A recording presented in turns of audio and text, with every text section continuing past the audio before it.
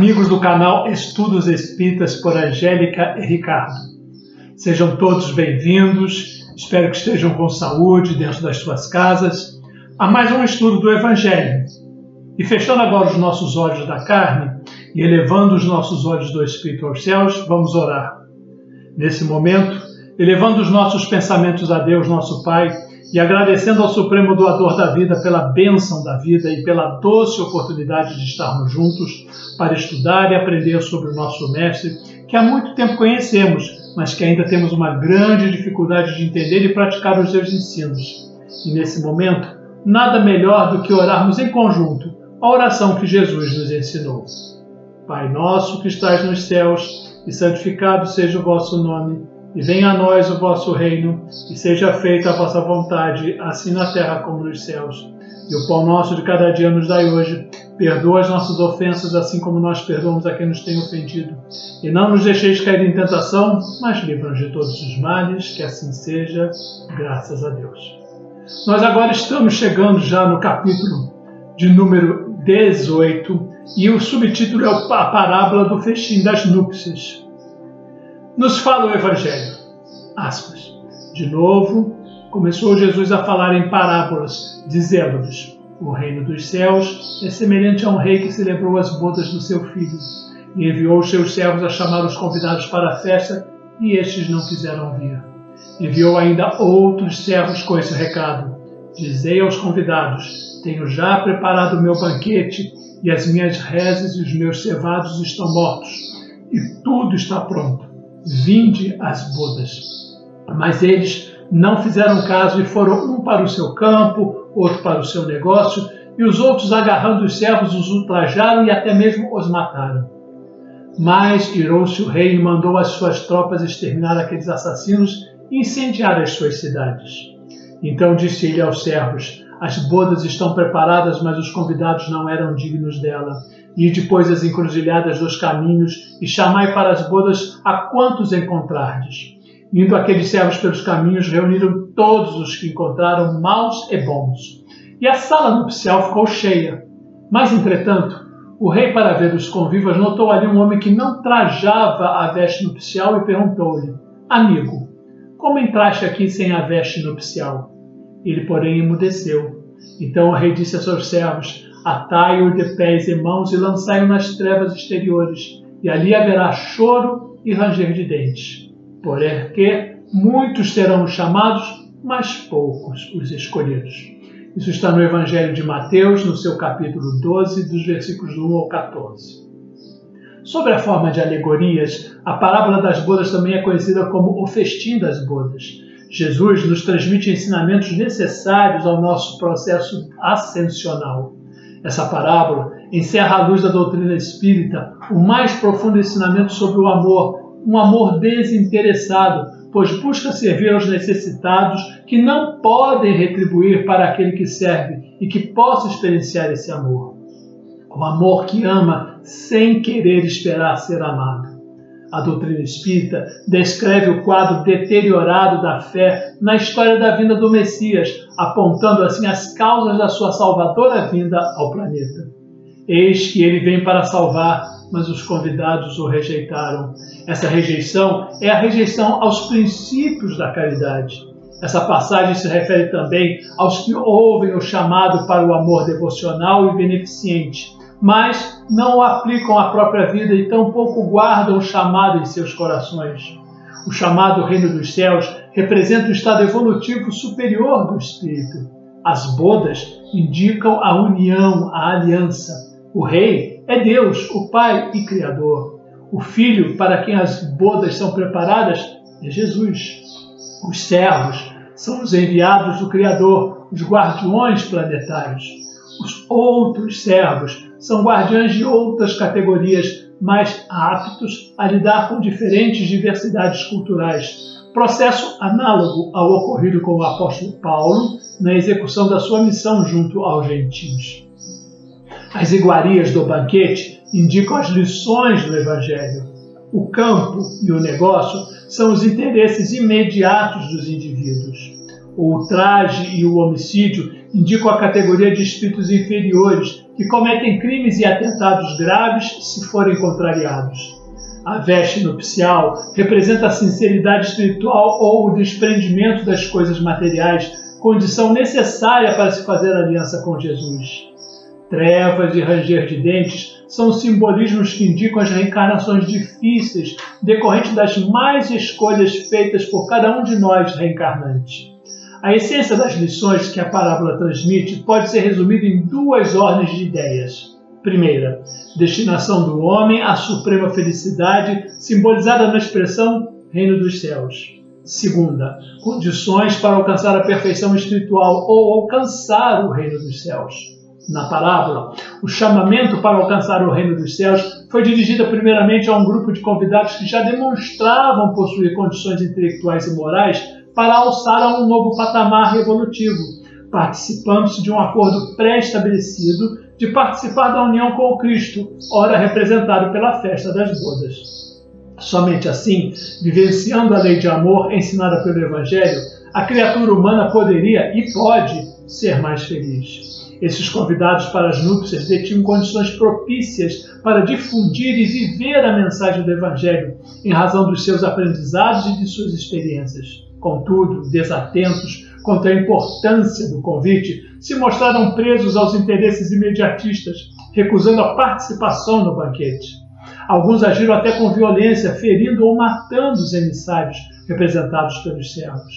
Os convidados do segundo grupo não possuíam possivelmente a experiência do grupo anterior, revelavam propensão para o bem que, com a devida educação, observação e capacidade de exercitar os bons exemplos, poderiam se unir ao Cristo pela vivência do Evangelho.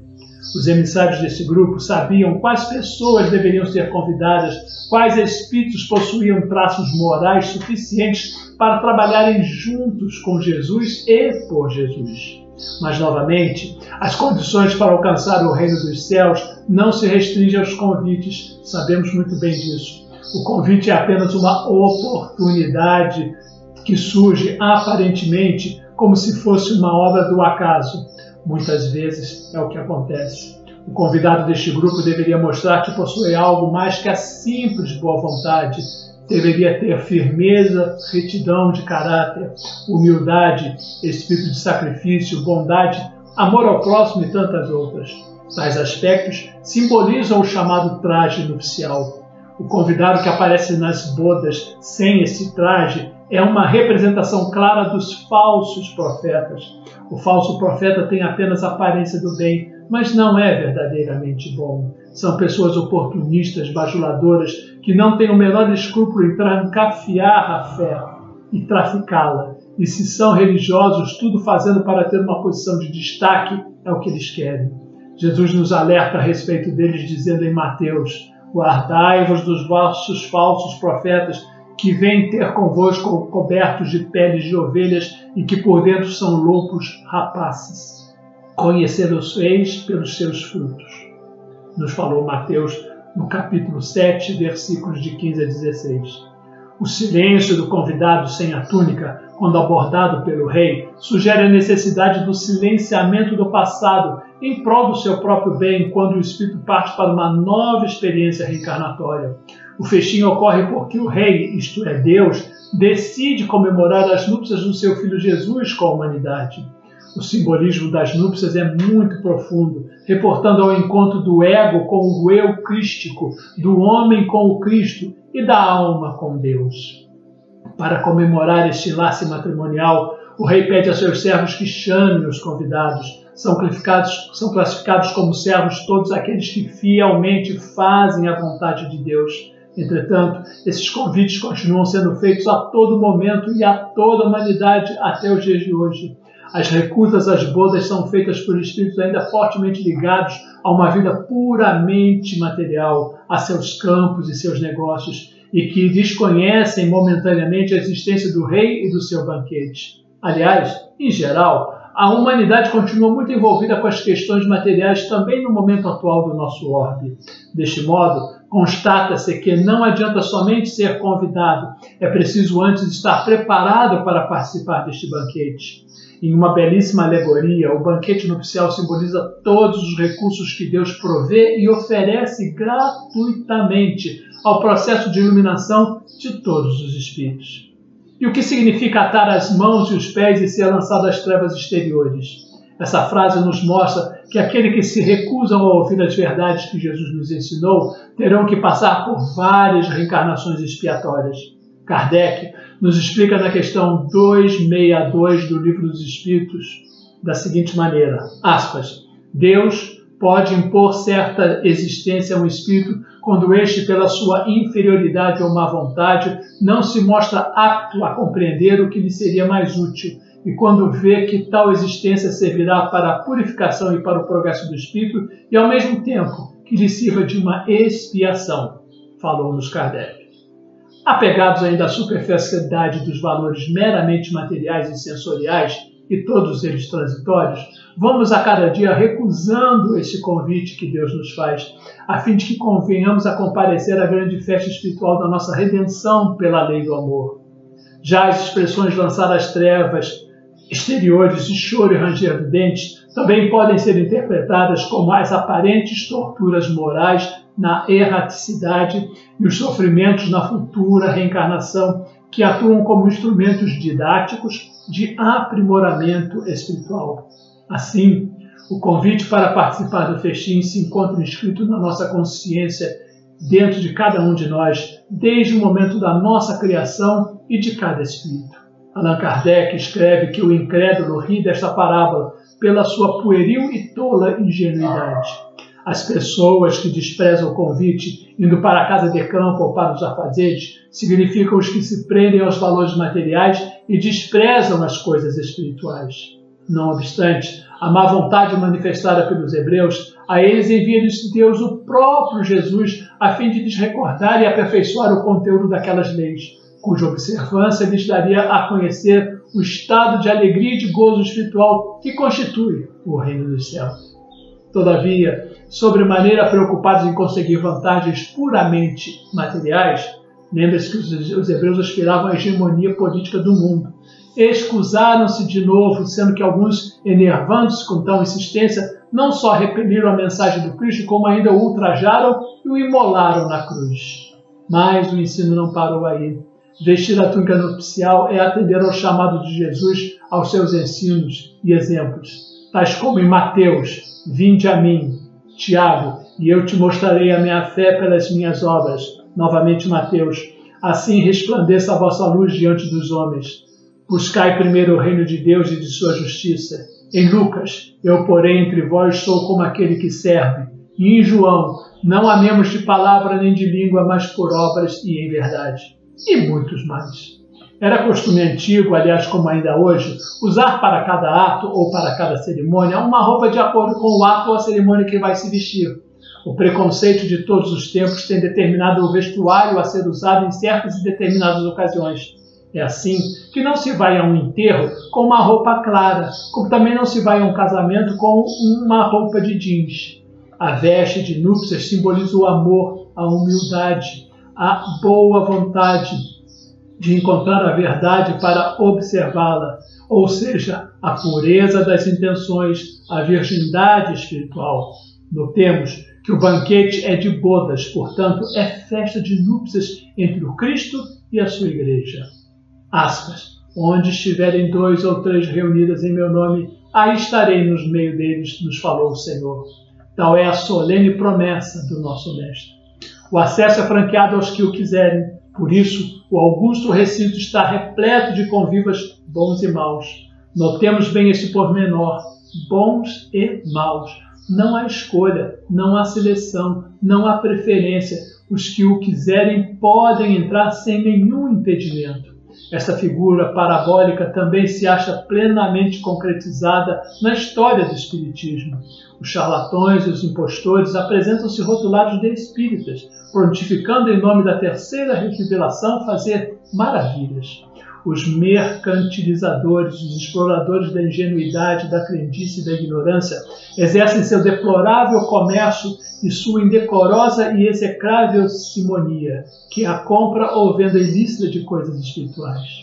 Convidai indistintamente a quantos encontrardes pelas encruzilhadas dos caminhos, sejam eles bons ou maus. E lembremo-nos que da árvore se conhecem os frutos, e ainda mais, que a cada um será dado segundo as suas obras. O espírito de religiosidade, a máxima sinceridade, o anseio de vencer os defeitos próprios, a vontade de contribuir para minorar as alheias aflições, de mitigar as dores do próximo, quer que sejam elas físicas ou psíquicas, eis os fios com que se tece e urde a túnica nupcial para o divino banquete. Comparecer neste festim com as vestes da curiosidade, da presunção, do orgulho, de interesses inconfessáveis, é expor-se às consequências funestas que variam de uma obsessão até uma possessão e ao confusionismo, ao estado caótico em que o indivíduo, como Pilatos, que começou a indagar ao Cristo: o que é a verdade? O salão está cheio de convivas de todas as espécies, já dissemos. Soa, no entanto, a hora da seleção. O mundo atravessa uma crise de reajustamento sobre todos os aspectos e todos os setores da atividade humana. Aproxima-se, pois, o momento em que se cumprirá a profecia contida na derradeira sentença dessa palavra. Muitos serão os chamados, mas poucos os escolhidos. Estranho banquete este para o qual o anfitrião teve a necessidade de enviar os seus servos para chamar os convidados, e estes se recusaram ao ponto de ultrajar.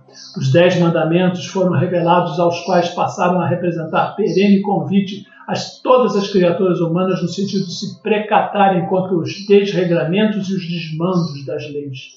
Todos os judeus foram assim convidados para uma senda melhor, mais pura, mais eficiente. Mas isso significava o abandono de muitas vantagens materiais. Portanto, o convite não foi aceito. E os profetas e os missionários encarregados de despertar essas criaturas para o bem, insistindo no convite generoso, foram ultrajados e mortos. Os enviados do alto puseram-se a convidar indistintamente os judeus e gentios, bons e maus, ricos e pobres, monoteístas e politeístas, num segundo momento. Enquanto Pedro, Tiago, João e outros desenvolviam o mais árduo esforço no sentido de convidar os judeus para o cumprimento da lei, Paulo, Barnabé, Timóteo e os outros convidavam também gigantesco e eficiente apostolado em favor da conversão e da integração dos gentios politeístas na comunidade cristã, que se encaminhava para o processo de aproximação para com o alto. E a seara se tornou repleta de trabalhadores de todos os matizes, e no meio deles surgiram os interesseiros, os idólatras, os falsos profetas, os quais, apesar de se locupletarem com as iguarias do banquete dos evangelhos, se mantiveram na posição de pedras de tropeço, de cegos que não querem ver e de falsos mentores, passando a causar a deturpação dos ensinamentos de Jesus. Entretanto, alguns dos convidados deixaram de se revestir das vestes nupciais enquanto perambulavam pela terra, apresentando-se no mundo espiritual com o perispírito revestido de densas manchas, por terem mantido a luz debaixo do velador. Nós, que constituímos a humanidade da Terra, encarnados e desencarnados, continuamos todos a receber o convite de vivenciar a lei de amor sem mescla, passaporte para o reino de Deus que, para nós, numa primeira etapa, será a Terra transformada em um mundo melhor, com uma sociedade mais justa, liberta do egoísmo e do orgulho, que dificultam seu progresso intelectual e moral. Nela permanecerão os que tiverem no esforço de sentir, pensar e fazer somente o bem, os que já se posicionaram no aperfeiçoamento moral de si mesmo, buscando o bem para todos. Esses aí estarão vestidos com a veste nupcial, adequada à nova situação da humanidade. Os que permanecerem envolvidos com seus interesses egoísticos e orgulhosos irão para um novo mundo, através das dificuldades e das vicissitudes, e reiniciarão seu desenvolvimento moral, tal como aconteceu com os exilados de Capela. Cabe, pois, ao homem a decisão de prosseguir na terra renovada ou retornar a um mundo inferior, num recomeço com mais limitações, com maiores dificuldades e sofrimentos, que os levarão a desenvolver, com certeza, o amor. A escolha é de cada um de nós. Infelizmente, porém, o que aconteceu ontem é o que acontece ainda hoje. Essa gente toda, ela se dá por desculpada. Que fará o Senhor dessa gente que não quer ouvir o seu chamamento, nem aquecer aos seus reiterados convites. Pensemos nisso e vale a nossa reflexão. Jesus não nos pede o impossível, solicita-nos apenas a colaboração e o trabalho na medida das nossas possibilidades humanas, cabendo-nos, porém, observar que, se todos aguardamos ansiosamente o mundo feliz de amanhã, é preciso lembrar que, assim como um edifício se levanta da base, o reino de Deus começa em nós. Como conclusão, temos como consequência, vamos adiando indefinidamente o que mais importa em nossa vida, que é a iluminação de nossa alma. A responsabilidade é nossa pelas escolhas. Por exemplo, se dermos mais importância para uma vida de mundo material e ignorarmos a vida espiritual. Aqui na Terra, estamos de passagem, é a nossa escola, e é lá, no mundo dos espíritos, que é o nosso lar real, e ali teremos as regalias da verdade. Pensemos nisso. Agora, vamos fechar novamente os nossos olhos e vibrar em prol da humanidade, que passa por momentos tão turbulentos. Vibremos pelos locais onde a dor e o sofrimento estão instalados, como hospitais e lá os profissionais da saúde. As creches, asilos, presídios, vibremos pelos dirigentes dos países para que possam tomar boas decisões. Vibremos pelos diversos segmentos religiosos, bem como pela nossa casa espírita. E peçamos uma vibração para o nosso ser interior e outra para os locais onde ela for necessária, graças a Deus. Se você gostou, se inscreva no nosso canal, clique no positivo cada vez que você vir a postagem, faça comentários, faça críticas e, se possível, indique o nosso canal aos seus amigos e toda quarta-feira você receberá uma nova postagem. Muita paz. Obrigado.